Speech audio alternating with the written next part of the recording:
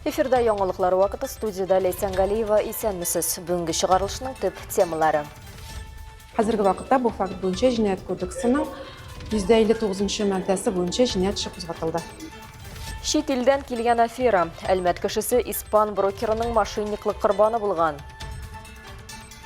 Буш сауытлар, бутылкалар пластиковый, қопқачлар алып келелер, макулатура алып келелер. Бұл акцияларда алар биктилеп катнашалар, әтиенилердә биктилеп катнашалар. Әйләнә тирәбезнең иминлеге. Мәктәпләрдә һәм балалар бакчаларында икенчел шимал җыю программасы гамәлгә ашырыла. Когда пополняются фонды, это расширяет возможности экспозиционеров. Ярты гасырлык сәнгать. Әлмәт картиналар галереясы үз фондларында 1000-гә якын сәнгать әсәрен саклый.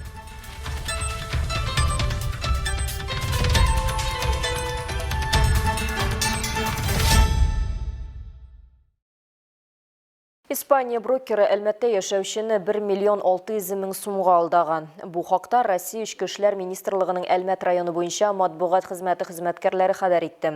Вакыйганың ничек барганын Асу Әхмәтҗанова белеп кайтты. 58 яшьлек Әлмәтле узган елның сентябрендә интернет шелтәрендә ират белән таныша. 43 яшьлек Барселонадан виртуаль дус кыргалдар булып чыга. Шет ил кешесе ханымга инвестицияләреннән зур күләмдә акча эшләргә тәкъдим итә. Хатын-кыз әлбәттә ризалаша. Хат алу барышында ул гариза бирүчене килешү куркынычының минималь булуына һәм ул күпме күбрәк акча сала алса, аның кереме шул кадар югары булганына ышандыра. Сентябрь ахырында зыян күрүче онлайн платформаларның берсендә 23 мең сум күләмендә беренче взнос күчерә. Ялган брокерларның барлык күрсәтмәләрен үтәп, хатын 4 ай дәвамында белгесез счетларга акча күчерә. Үзе аңлатканча аралашу өзелмәсен максатыннан. Җинаять һөҗүмнәреннән матди зыян 1 миллион 600 мең сумнан артык тәшкил иткән. Шуларның 685 меңе хатын-кызның кредитка алган акчасы.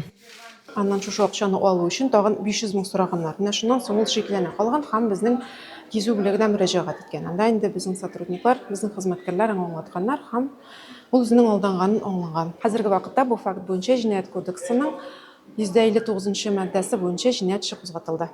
Криминаль хрониканың чираттагы герое булмас өчен Әлмәт полиция хезмәткәрләре финанс куркынычсызлыгының гади кагыйдәләрен тотарга киңәш итәләр. 2023 елда Татарстанда кыргалдырлар гамәлләреннән килгән зыян күрүчеләрнең югалтуы 5 миллиард 644 миллион сумга җиткән. Хукук сакчылары сак булырга телефон яки интернет аша булган җиңел акча турындагы вәгъдәләргә ышанмаска киңәш итә. Асу Әхмәтҗанова, Рафаэль Сафин, яңалыклар вакыты, Луч, Әлмәт телекомпаниясе.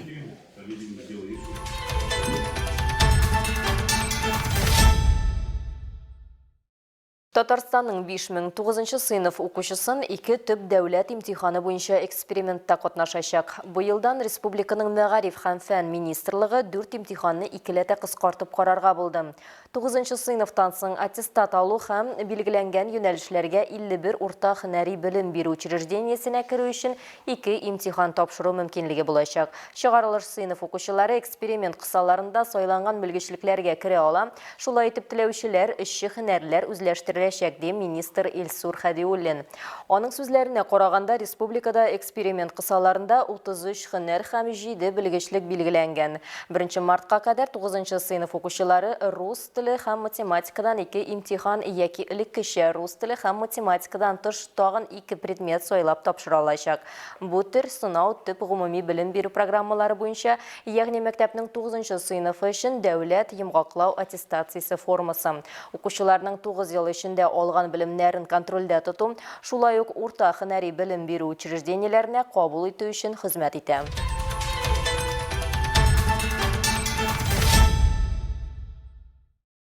Әлмәтнең 261 студенты транспорт гранты җиңүчесе булды. Актив һәм талантлы яшьләргә социаль ярдәм күрсәтүгә юнәлдерелгән ел саен үткәрелә торган бу республика бәйгесендә калабызның 9 югары һәм һөнәри белем бирү оешмасыннан студент акчалата түләүләр алу хокукына ия булды, дип хәбәр итәләр Әлмәтнең рәсми аккаунтында. Бу бәйге Татарстан студентлар лигасы оешмасы тарафыннан Яшьләр эшләре министрлыгы белән берлектә оештырыла.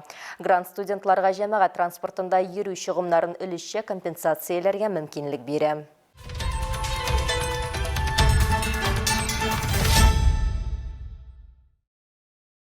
Татарстанда әйләнә тирәбезнең иминлеге мәсьәләсе мөһим темаларның берсе. Кешеләрдә табигый байлыкларга сакчыл караш тәрбияләү максатыннан республиканың экология һәм табигать ресурслары мәгариф учреждениеләре белән тыгыз эшли. Программаның берсе балалар бакчалары һәм мәктәпләр белән берлектә икенчел шимал җыюга юнәлдерелгән. Шулай итеп балалар һәм мәктәп укучылары макулатура, пластик кулланылган батареялар туплап тапшыра.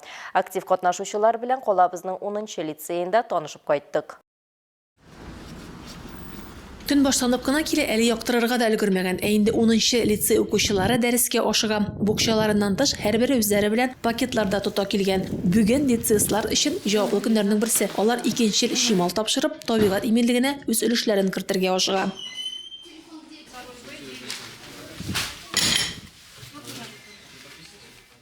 Макулатура, кулланыш табылган батарея, аккумулятор, пластик шеше, савыт саба, икенчел шималны төренә карап аерым туплыйлар. Мисал өчен макулатура тере агачны сакларга ярдәм итсә, батарея, аккумулятор ише аларның җиргә салырга мөмкин булган зыяныннан саклый. Пластика исә киридән эртелеп башка төр әйбер ясауга тотыла.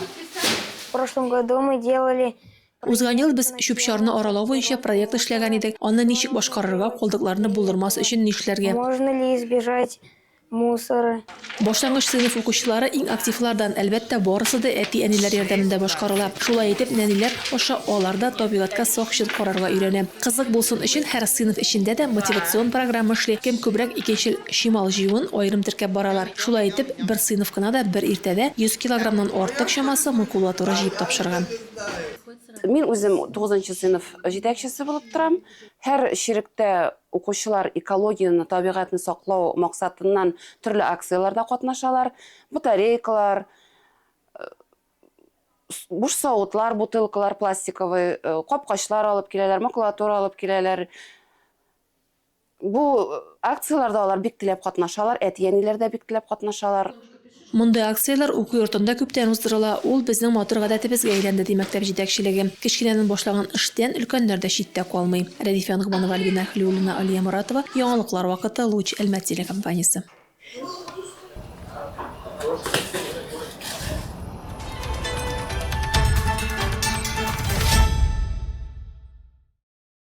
Сез яңа ел чыршысының да икенче шимал икәнен белә идегезме? Нәниләрне кечкенәдән табигать сакчысы булырга ничек өйрәтергә? Бу һәм башка сорауларга җавапны каналыбызда чыгып килә торган «Чистое будущее» тапшыруында белә алачаксыз. Аның өчен безнең белән калыгыз. Тапшыруыбыз тәмамлануга сезне Альбина Әхлиуллина чиста киләчәккә чакыра.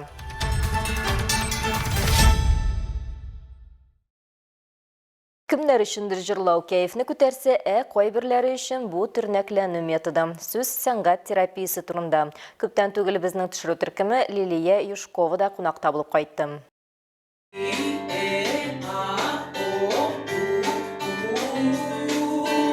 Көндіз алар бухгалтерлар, юристлар, инженерлар яки эшкуарлар. Кичен бары да репетицияга җыела. Бу кешеләр кайчандыр вакыт җитмәү, курку яки тәнкыйть аркасында сәхнә турында хыялларына юк дигәннәр. Ләкин Лилия Юшкова белән очрашу аларның музыкага һәм үзләренә мөнәсәбәтен үзгәрткән.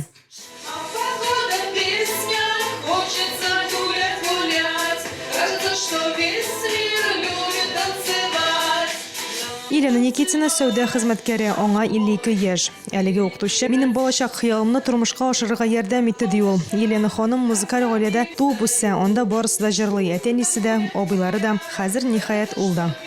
У меня есть основная работа, да, которая... Төп эшем вакытымның күп өлешен алып тора, ләкин мин һәрвакыт вокал белән шөгыльләнергә вакыт табам. Җаным тәнем белән җырлыйм, бу позитив заряд һәм сез тамашачыларның бу рәхмәтле йөзләрен күреп барысы да юка түгел икәнлеген аңлыйсыз. Ты видишь вот эти благодарные глаза зрителей и вообще отличное настроение.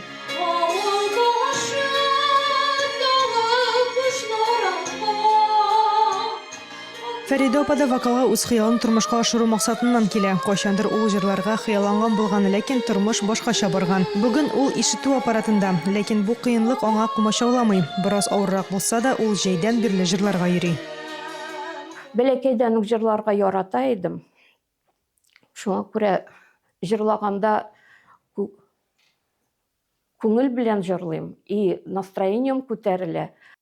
Лилия Юшкова 15 ел машина йөртү инструкторы булып эшли. 3 ел элек ул үз һөнәрен төптән үзгәртә. Һәм бүген ул моңа бер дә үкенми. Чөнки аның җырлау сәләте әнисеннән күчкән ди укытучы. Лилия Наилевнаның ынтылышын мәктәп кенә түгел, һәркемгә сәхнәгә чыгарга ярдәм һәм көч таба торган җәмгыять булдыру. Моннан кала алар хәйрия марафоннары, картлар йортларында, госпитальләрдә һәм ярдәм фондларында концертлар куялар.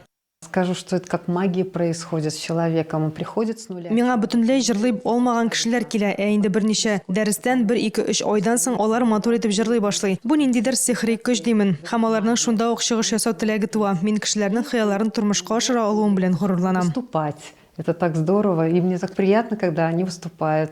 Асыл Ахмаджанова, Рафаэль Сайфин, яңалыклар вакыты Луч Әлмәт телекомпаниясе.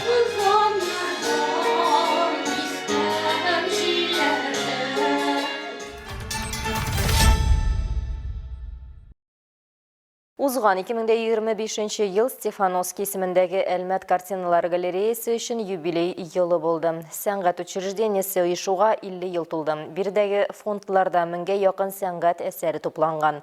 Аның коллективы үзенең төп миссиясе итеп агарту өчен саный. Галерея өчен узган елның төп вакыйгаларын алдагы материалдан белә алачаксыз. Әлмәт картиналар галереясы 1975 елның 26 августында талантлы педагог һәм рәссам Геннадий Алексеевич Стефановский инициативасы белән ачыла. Аның фондларында 1000гә якын рәсем сәнгате, графика, скульптура, декоратив гамәли сәнгать әсәрләре тупланган. Музей коллекцияләре күрше республикаларның сынлы сәнгате үсеше белән үзара бәйләнештә. Ул калабыз һәм республикабызның сәнгать мәдәниятен аякка басуын чагылдыра. Музей фондлары никадәр бай булса, кызыклы күргәзмәләр өчен мөмкинлекләр дә шулкадәр зур ди галерея директоры Розалия Беддинова. Бу юнәлештә безгә Татнефть компаниясе теләктәшлек күрсәтә. 10 елдан артык бара торган Артсыбантуй проекты нәтиҗәсендә галереяда яңа картиналар туплана. Аларны гадәттә рәхмәтле авторлар үзләре бүләк итә. Была замечательная выставка, это был музейный... Искиткеч күргәзмә музей дебюты булды. Бу безнең фондларны тулыландырган эшләр күргәзмәсе иде. Сез дөрес әйттегез. Музей фондын тулыландыру һәрвакыт бик шатлыклы вакыйга. Фондлар тулылана икән, димәк, төрле күргәзмәләр, тематик күргәзмәләр ясарга мөмкинлекләр барлыкка килә. Кайвакыт әйтик, кураторлык күргәзмәсен булдыру иң гади бурычлардан түгел. Шуңа күрә фондлар тулылангач, экспозиционерларның мөмкинлекләре киңәя. И поэтому, когда пополняются фонды, это расширяет возможности экспозиционеров. Төрле планлы шәһәребездә бердән-бер булган галерея булуын исәпкә алып, коллективыбызның төп максаты тамашачыларны сөендерү ди Розалия ханым. Быел да Петербургтан алып Сахалинга кадәр рәссамнарны җыйган Артсыбантуй бәйгесе, җиңүнең 80 еллыгына багышланган күргәзмә, төрле иҗади очрашулар, остаханәләр узган. Елга йомгак ясап, кыш образлары исемле музыкаль озатулы, тактиль мөмкинлекләре белән тулыландырылган, заманча ихтыяҗларны канәгатьләндерерлек күргәзмә эшләгән. Я очень люблю повторять, что нету каких-то автономно существующих видов искусства. Мин автоном сәнгать түрі юк дип кабатларга яратам. Барысы да бер-берен тулыландыра. Сәнгать темага тулысынча шумарга, илһамланырга һәм сокланырга мөмкинлек бирә. Вдохновиться, но и восхититься. Бу ел картиналар галереясы өчен инде башланды. Иртәгә кич биредә Санкт-Петербург рәссамы Александр Новоселовның шәхси күргәзмәсе ачылачак. Ул Ватан дип исемләнгән һәм Россия халыклары бердәмлеге елы һәм хәрби һәм хезмәт батырлыгы елы кысаларында оештырылган. Рәдифа Нугманова, Рафаэль Сайфин, яңалыклар вакыты, Луч Әлмәт телекомпаниясе.